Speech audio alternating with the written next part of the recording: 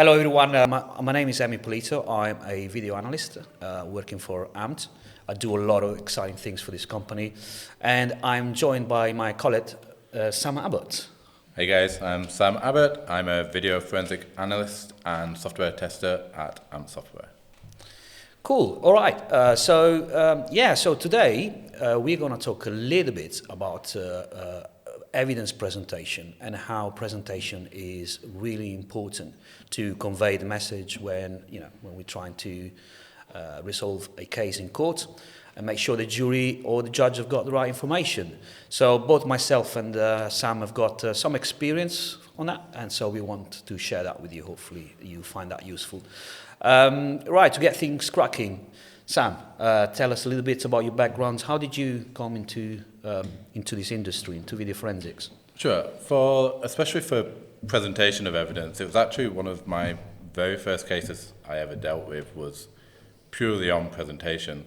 So my background is I was in the British Army, in the military police, and I was in a small team of multimedia evidence practitioners. So we dealt with a wide range of different mediums for evidence. We were CSI trained, we did laser scanning, we did complete reconstructions of crime scenes, and part of it was video evidence, but we were very green in video evidence. We didn't really know what we were doing.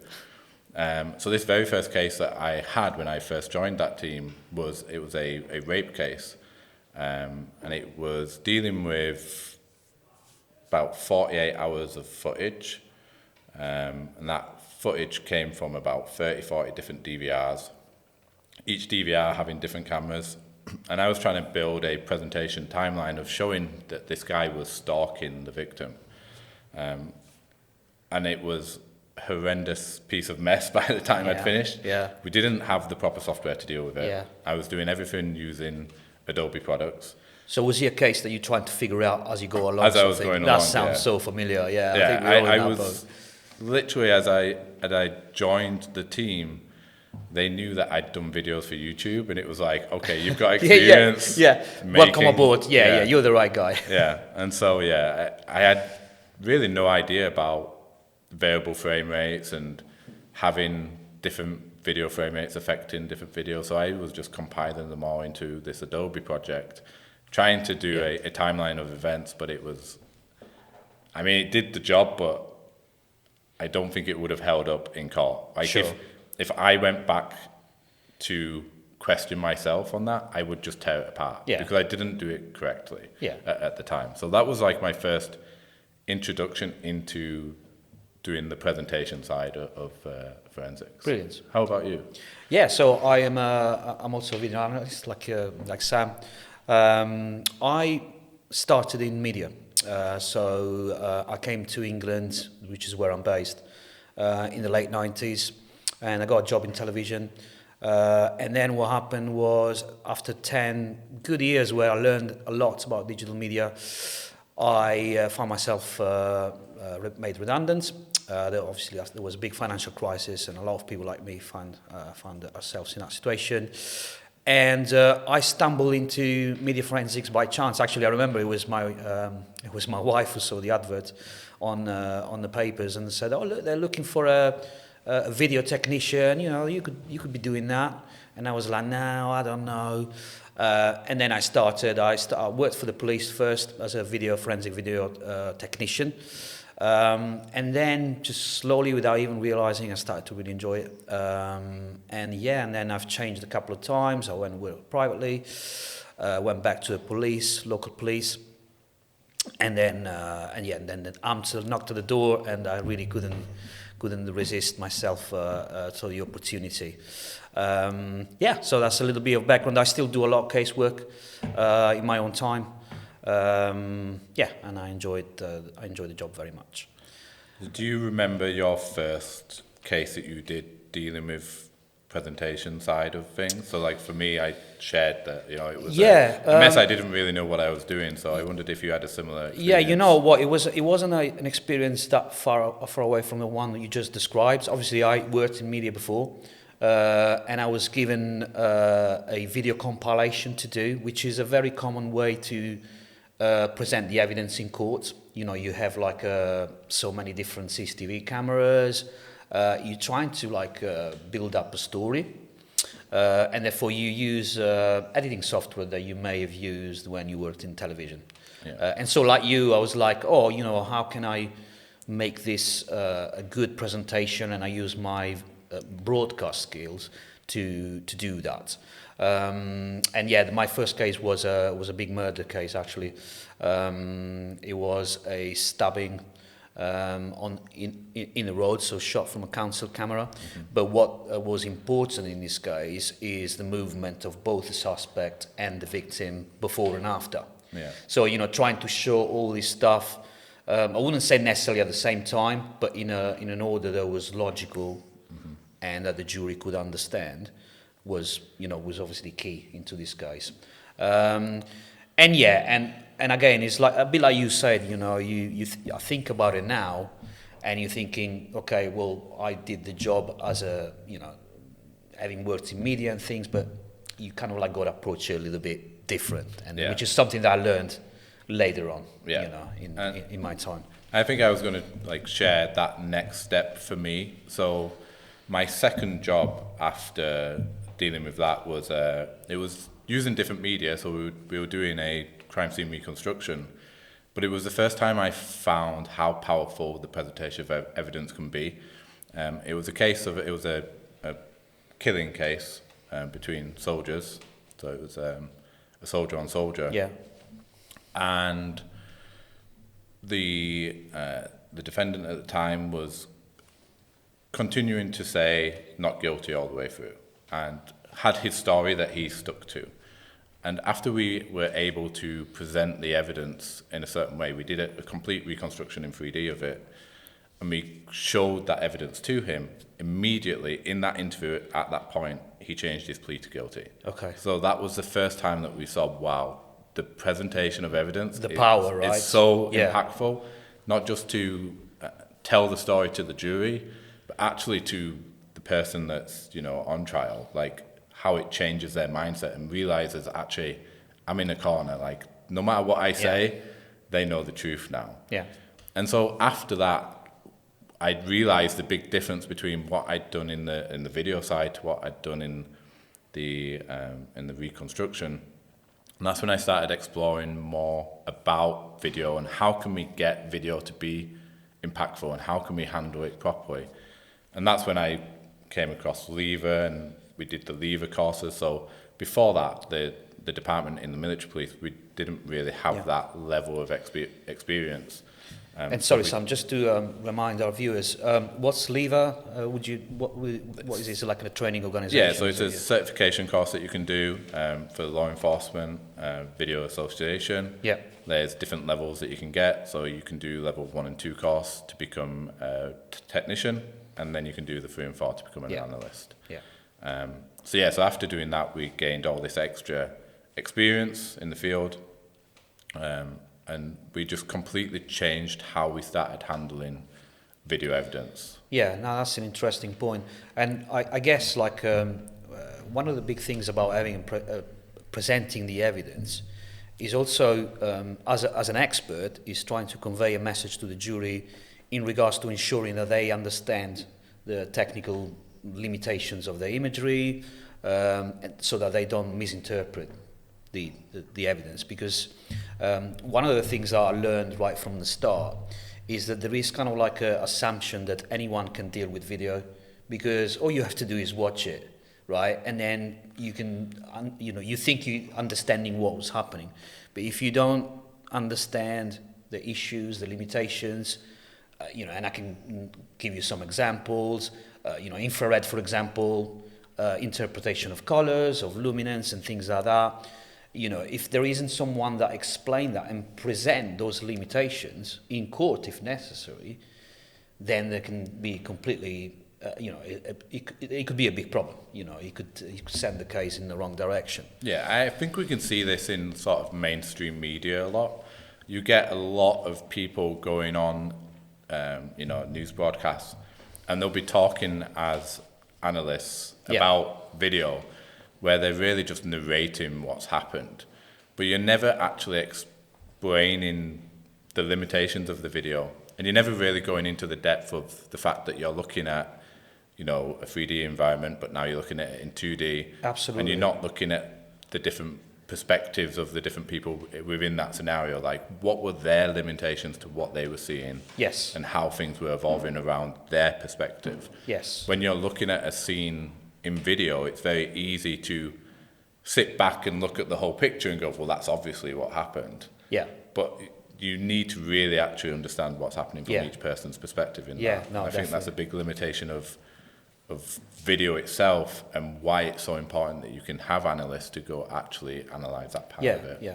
Another thing I wanted to discuss with you, to get your opinion on, is the presentation of evidence, whether, you know, it's more useful for the jury to present the actual evidence as a video clip, or whether maybe like a still imagery would be a better way to presenting. For example, timing is one of the big issues in presenting evidence. You know, especially in situations where there is an assault or something like that. And I see all the time that, you know, in courts like this, you know, the slowing down the footage might, for example, so that you can see things a little bit better, or you got a little bit more time to see things. It's something that is considered a good thing, but there is so much question now whether your brain looking at things slower than actually happen in real time will give you the right interpretation of it. Yeah. So I've seen a couple of different, and we could talk about a couple of different parts of this, because there's a few different things we can explore here. I think the first thing is it's very easy that evidence can be misinterpreted depending on the speed of what it's being played back at. I remember a case where there was a babysitter that was alleged to have caused damage or trying to harm a baby because she was caught on a nanny cam, and it looked like in the footage that she was shaking the baby violently. But actually, when you analyse the video, you could see it just had a low frame rate, but was sped up. Right. And so something that was actually quite a smooth motion actually looked quite violent, but it wasn't. Wow. And so, right. So, like, from a technical issues, like low frame rate or whatever, if that's not dealt with professionally, that can completely change the interpretation of that event, right? Exactly. Yeah.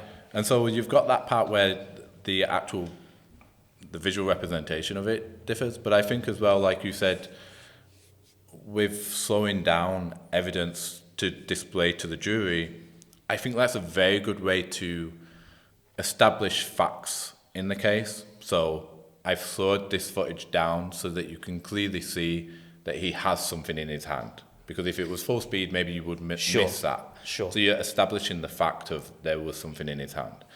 But I think then to try to dictate or explain what's happening in that scene, where you can see it in a slowed down motion, is different to what people are perceiving in that moment in time. Yeah. That's really, really interesting. And I also remember a case, and actually on this case I was working for the defense, where I was asked to look at a video compilation that the police had produced.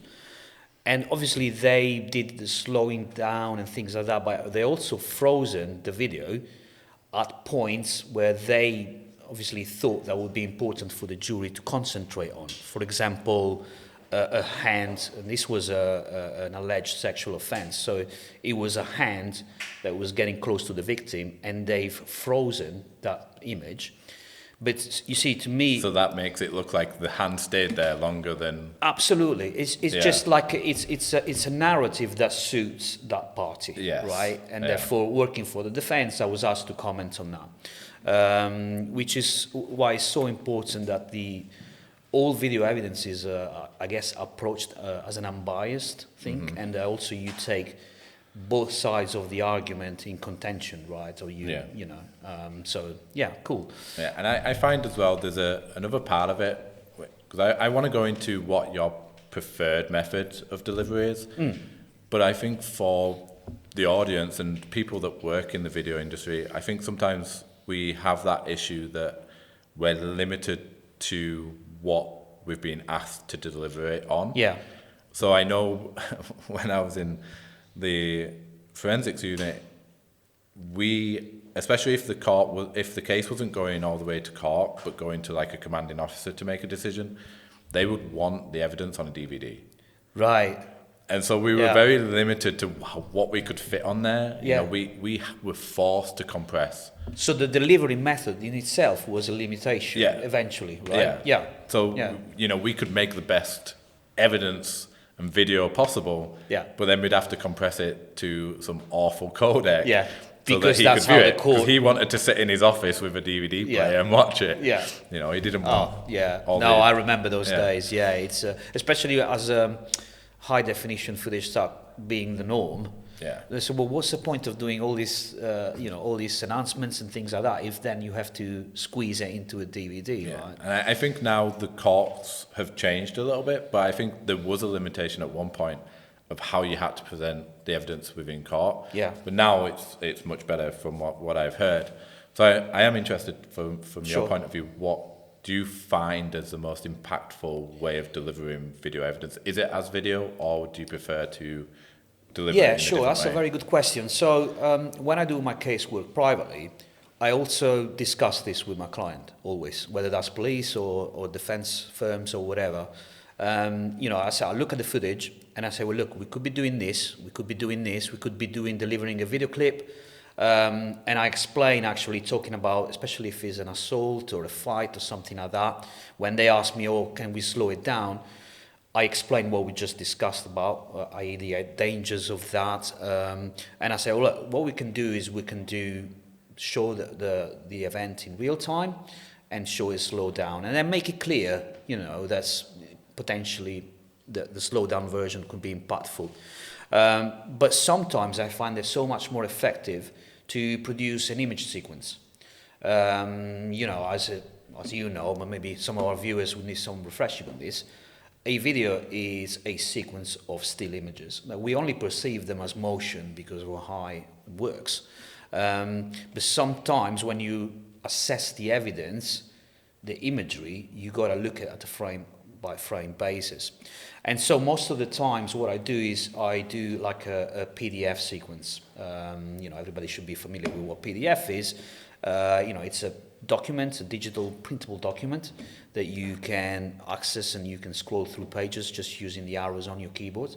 I think that's a very effective way to go through frames, especially for a barrister or someone who is not proficient in video playback, to be able to do this in court. If the judge or if the jury wants to see the previous frame or the next frames, very, very easy thing to do. So usually that's what I do. Or at least it's part of my evidence pack. And also what I do with a lot of my still images, which are part of a video sequence, I do a lot of textual annotation in the sense of data or metadata that is actually annotated on the screen. Yeah. So, for example, all my illustration would have a frame number of reference, so they can be referenced to the original video. He would have, if timing is important, for example, an alleged sexual offense when it may not be in question whether a hand is in contact with a part of another body, but how long is it in contact with another body. Then I have data about timing, which is, objective information that is illustrated on the images. So then the jury can make their own assessment, what they think that's too long or too short or whatever. There's one thing I want to touch on that you were talking about with the PDF. So I want to know how you overcome this particular challenge. So you've got a clip of let's say it's a fight, and someone's thrown a punch at someone else. Yeah. You go and create a PDF of it, and let's say the video was quite low frame.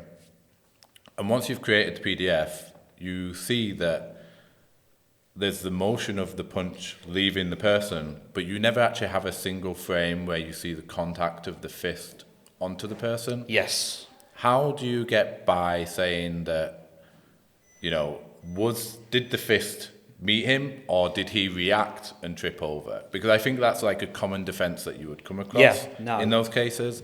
I think you get a lot of lawyers that try to argue that case. So how do you perceive it, and what's your role as the analyst in that situation? In a way, I'm hoping my answer is not going to disappoint you, but I don't deal with it because the frames of that sequence is what the evidence is. And it's only when you look the images together that your brain will interpret that there's been a punch when there actually there isn't. And I'm working on a case right now where there is an alleged, there is a spillage of liquid from one person to another, and then the allegation is that this person also hits the other person with a bottle.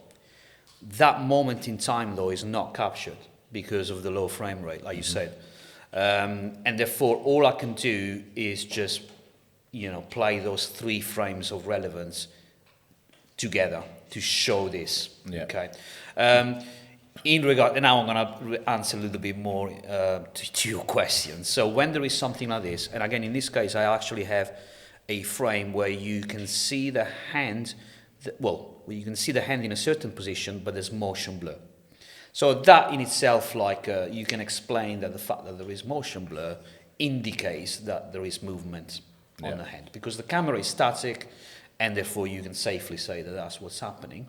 And then sometimes what I do, I would point the attention to that detail with an annotation such as an arrow or a highlight shape or something like that, and explain this in an analytical report in very simple terms. But I think it's important and that's one of the reasons why I produce a lot of the time image sequences. I also call them chronology of events, because it's an analytical report where it shows the sequence in chronological order of what's happening. So it's important that the jury understands that these are still images. I think it comes on to a good point as well, that with video evidence, the role of us as analysts is to literally to analyze the video itself. We're not trying to analyze the actual motion of people, So if you wanted to say whether someone had punched someone, and if the motion of that person moving looked like they were striking someone, and the victim looked like they were taking the blow, I think that's someone else's specialty rather than ourselves.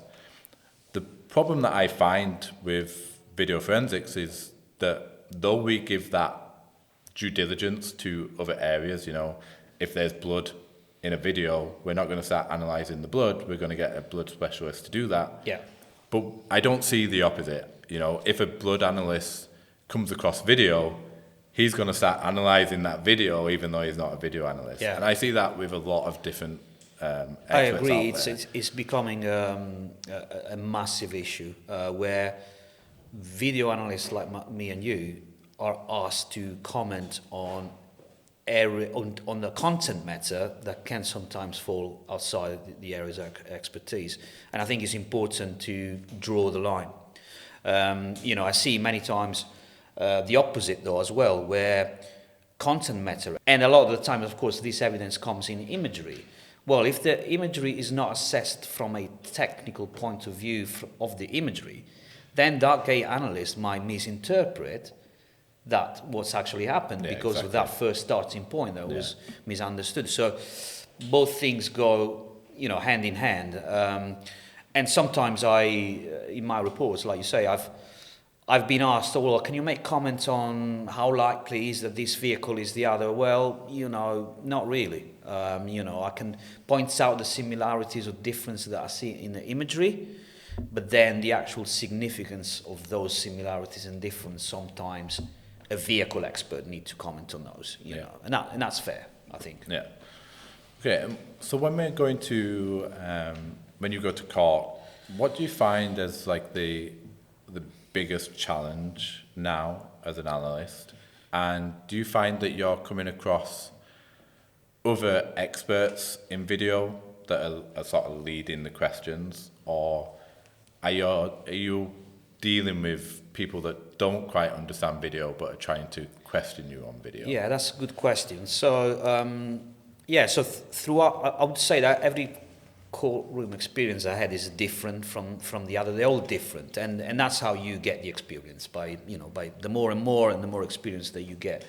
And I remember when I started going to court, when I would get a question from counsel, I would sometimes answer more than I was asked. Okay. Which is just part of the way I am. Sometimes also when I'm nervous, I tend to speak a little bit too much.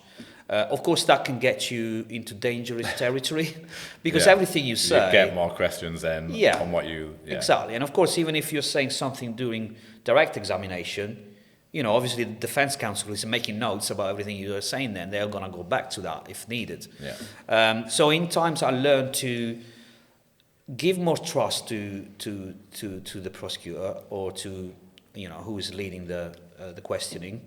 And let them lead me to explain what needs to be explained. Yeah. And also at that point you learn about, you learn the skill in being a prosecutor, or leading a questioning, because sometimes, they will lead you in a way that you can get the best out of yourself. Which is nice. And I think what I mean is exactly what you say. I mean, explaining concepts that are important for the case, but without necessarily being too technical because you want to show to the jury that you know what you're talking about. That will come. Yeah. I learned that the jury will, by the end of your testimony, they will know whether whether you're proficient, whether you are unbiased and neutral, whether your heart is in the interest of the case or not. Yeah. So yeah, that's and now is you get better every time. Yeah. Really. Yeah. I think there'll be quite a lot of people that are probably watching this that have never been to court and maybe have, it's coming up and they're looking for tips and hints and advice for that. Yeah. What would you say is the best way to prepare for it? For someone that's never been before, how would you prepare? Especially, I know when I was getting called to go to court, it would normally be a case that maybe I worked 2 years ago. And so I don't remember what I did for it. Yeah. And so I want to know how you prepare for it, and then to what detail do you go into preparation? For example, if you've used AMP5 to do the analysis, and you're using some of the filters that are more technical, are you going to the point of trying to be able to explain it all the way to the technical papers? Yeah. Or just to be able to find a way to explain it to a layman? Yeah, sure. Good question. So, like you said, the first challenge I have is that usually when I have to prepare for court is for a case that I've done 2 or 3 years ago.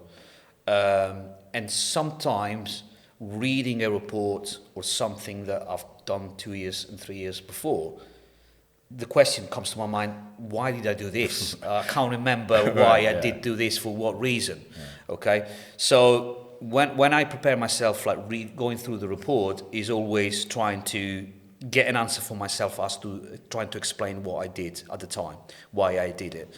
Luckily, I'm quite good, and I think you asked about giving tips and hints. And the first one I would give, whatever it is that you're doing, make sure you take a lot of notes. Of course, you mentioned... At the time of doing the case, you mean? Absolutely. Yeah. And of course, you mentioned AMP5. AMP5 is a program that is designed to deal with imagery from a forensic point of view. So it has the advantage that it will allow you to go through your notes automatically. It will do the auditing automatically, so that then 2 or 3 years later, you can read those reports, which are written also in fairly non-technical terms, as much as that is possible. But at least when I read it, I say, oh, okay, so there's a workflow here, a filter, a series of filter, and I can remember why I use this, why I use that, why I use that. I can refresh my memory. So that's the first advice I would give. If you're not an AMP5 user, then if necessary, if needed, just do your notes manually, because that's all you can do. But make sure you trace every step that you've done, really. The other thing I would say is, the other advice I would give you, I wouldn't worry about remembering exhibit references or location addresses or the dates and times. Remember, you always have the opportunity to have the report with you in the witness stand, and you can consult your notes anytime you like. I think it's polite that when you do look at your notes, you just ask permission from the judge. And when I've done so, I've never had an issue, never had a problem. The judge has always been very happy to let me do that. So don't get too caught out with remembering all the stuff. I think that, just to expand on that, I think it's a really important point, because not remembering something doesn't mean that you didn't do it right. And I think a lot of people get that fear that they're going to be there, stood there, they're not going to remember something, and it's all of a sudden everything I did for it is thrown out. And it's not the case. Like, you don't need to remember everything. Yeah. You just need to ensure that as you've done it, you did it correctly. And if you did it correctly, it will stand up to any question that you're going to get. Absolutely right. The other thing I would say is, and this is something I learned, yes, that's something that I learned, nobody told me, is if you produce a report, you got to take into account that the jury doesn't have that report. Counsel will have it, the judge will have it, but the jury won't have the report. I remember at the very first times I was in court, I was referring to illustrations that I use in the report, but that the jury didn't see. Right. Which I was very upset about, because I spent a lot of time to produce illustrations that I wanted the jury, as a trier of fact, to be able to see. Yeah. So now what I do is I produce an illustration-only pack that the figure numbers match those on my report, and I ask counsel to make sure that they're included in the jury bundle. Okay. And that's great. I have to say that now, more recently, courts are equipped with screens, and therefore the jury are going to have screens, and so you're not going to have that problem that much. But just that's one advice I would give, is just to make sure that system is in place. Otherwise, make sure the illustrations are in the jury bundle.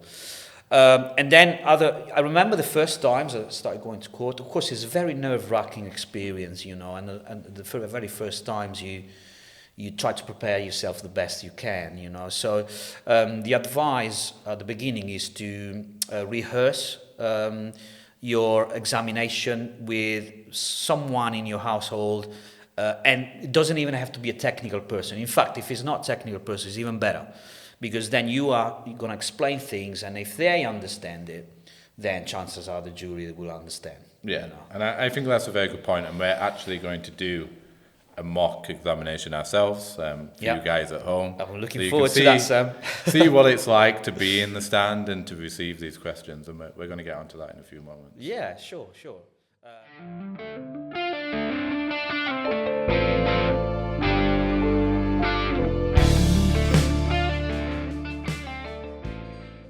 Okay, so now, as already mentioned, myself and Sam are going to do a little bit of a role play with what it's like to be actually in the courtroom. So I will act as the actual expert witness, and Sam will do the cross-examination. The first thing I will say about this, though, is that to understand that also direct examination is very important. There are a lot of people say, oh, well, I don't have to worry about direct examination, right? No, sometimes that's more difficult than cross-examination, because you really have to go through all of your reports or everything that you've done. But cross-examination is the one that gets people nervous. So we just wanted to recreate that scenario in this podcast. So hopefully that will be useful for those of you who have to go through the same thing. So what we've done is I've given Sam one of my real cases. Obviously, we can't go into specific details, but we're just going to use it as a reference for the type of questioning that Sam is going to do. All right, let's see how this goes. Sam, over to you. Feel free to shoot. Just before I get started, I just wanted to also say that with the cross-examination, they're going to be focusing on different parts of the case. So not only will they just talk about the, how you've explained different parts of the investigation, but they're going to look at the video, how it was recovered, what the state of that video is when you used it. So it's not just the events that happened, but also how you dealt with the evidence. Absolutely, which is, by the way, is so important and sometimes taken for granted. So Sure. all the better. So in your report, you agree that the video footage is compressed, is that correct? Yes, that's correct, sir. Compression necessarily removes, most of the time, visual information, does it not? Most of the times, yes, although perhaps the jury should know that compression can also be lossless, which means that there is still an element of simplification of the data, but you can go back to the original data set. But most cases, for video, especially surveillance video, then yes, it is compressed to source and therefore there is a loss. So that loss of information, it can affect clarity, Absolutely. edge definition, Yes. movement detail? Yes. Okay. And so what the jury sees is not original visual data, from what you're saying? I wouldn't say that. I would say that sometimes, or most of the times, the original data is compressed. Only a live view of a camera would allow you to see with maximum clarity the detail that is in the video. But as soon as that gets recorded, and that could be the first recording, then there is straight away a loss, yes. And would you accept that compression can create artifacts in video? Yeah, I would. In fact, one of the limitations of the imagery, or at least an expert's duty is the ability to recognize artifacts from real elements in the scene. And may those artifacts resemble movement, somebody's hand positioning, for example? It depends on the type of compression and the source of the original imagery. A lot of the times the artifacts are in the form of square blocks of pixels, which are the smallest elements of a digital image or video. Some other times can be due to actual errors in the way that compressed footage is played back, where you can have strange things like the upper body of people disappearing or things like that, or merging into the background because of temporal compression, which is actual simplification of data in time. But getting back to the question, it can resemble movement. Yes, Okay. Yes, it can. And can you explain, as an expert, what poor lighting can do to a video? Lighting is essential for not just for imagery, but for our own vision. I mean, it's the equivalent of, the lack of lighting in an image is the equivalent of the lack of light in your environment. Because you could be in a dark room, you wouldn't be able to register any detail, but that detail will still be there. So it's important that light obviously illuminates the scene to be able to see the contrast of detail in the scene that you need, obviously, to comment on. And in terms of lighting and compression, how would you describe the video that you analysed? In this particular case? In this case. Okay, so the lighting in this situation was adequate because it was indoor with a sufficient amount of artificial lighting. So even though it was the footage is at night, it was indoor with artificial lighting, like in this situation, which gave sufficient contrast of detail to be able to comment on people's faces. Compression, so it was this particular footage was H.264 footage, which is the standard more or less for modern kind of like surveillance video, and therefore it was affecting detail to a certain extent, but also the subjects in question were close enough to the camera to be able to comment on events in a good amount of detail, I would say. Okay, so I'm going to go to some of the alleged offences in the case and some of your notes on those particular times of the Sure. video. In your report, you say that the imagery appears to show contact. So you're not saying that you can see the contact directly, but it appears to be so. Is that right? Yeah, that's correct. Yeah, so this is due to the frame rate of the footage, which at times, depending on how low or how high it is, may not actually show the contact in itself, but the position of hands or arms before and after. And how would you describe the nature of the contact in this particular incident? So in this particular instance, so there was contact that appeared to be, or the imagery presented it to be, on the upper collarbone of the victim. And the actual question being answered, which actually led to the victim's complaint, is that the contact was sexual in nature. So I had the actual issue of trying to answer that question because I feel uncomfortable in explaining what an actual contact is in terms of being sexual offense or not.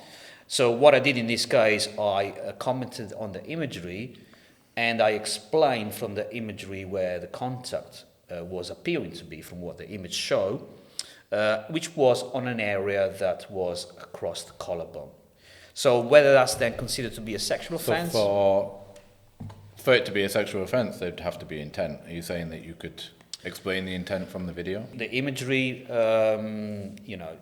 pretty comfortably suggests that, the arms of the suspects are across the victim, but I can't say whether, as I said, whether that contact is sexual in nature or not. And this was also due to obscuration. So, of course, when there are people or other elements in between your subject and the camera, then because of the two-dimensional nature of imagery, then some areas might be hidden, obscured.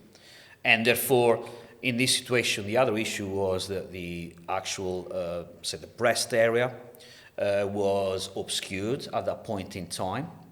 And therefore, my argument, or what I think the jury should know, is I can't totally exclude the possibility that asexual contact may have happened, but just that the imagery doesn't show it because of the obscuration. And with looking at video, you're looking at a 3D space in 2D. Yeah. Would you agree that affects the perception and how far things are from each other? I would definitely agree on that, sir. Yeah. So, especially the perception of depth can be misinterpreted. So with imagery, really, the only thing that can help you understand how far things are from each other is the actual elements in the scene. So in this case, how were you able to decisively say that his hands were not just raised, but actually resting on the victim? Because the angle of view in this instance was adequate to be able to say that. So regardless of the perspective, in this instance, because the angle was direct at that area, then it was, in my opinion, he was able to see if contact would have happened or not. Surely, if the angle would have been from a different position, then that could have presented some problems in doing that. And you said the contact lasted around half a second? Yeah, more or less. How were you able to determine the timing for that? Okay, so for video, timing data can be examined. So in this instance, I use a software application called AND5 that allows me to get the timing data of the actual video. Timing data could be in the form of average frame rate, but it could also be the actual times of the individual frames in the video, which can also be different at times, if it's a variable frame rate footage. So in this instance, I had the data. Of course, sometimes the issue is also trying to establish whether that data is accurate, and therefore you could do various sort of validation. For example, in this instance, if I remember correctly, we also had timestamps, and therefore you could verify timing data of the frames with the timestamps to verify that they were accurate. And yes, so in this case, when the contact happened, I was able to say, okay, well, the data here says that it was for such and such milliseconds, and that's what I reported on effectively. Perfect. No further questions. Oh, thank you very much, sir. Okay, well, on that note, guys, I hope you find that useful. I think Emi did a great job answering the questions there. And likely, I think Sam is a great examiner. So, yeah, he didn't make me sweat too hard either, but he asked some intelligent questions, which is not far from what you would get in the courtroom. So I hope you enjoy it. There are going to be loads of episodes, and so that you can check out. You can subscribe to our newsletter. We've got loads of social media platforms you can go to, LinkedIn, YouTube, and of course, don't forget that you can always comment on our podcast or on our blog. We also got a lot of blog articles. Get interactive with us. We love to hear from our users and answer to your questions. And have a good one, and I hope to see you guys soon. Take care.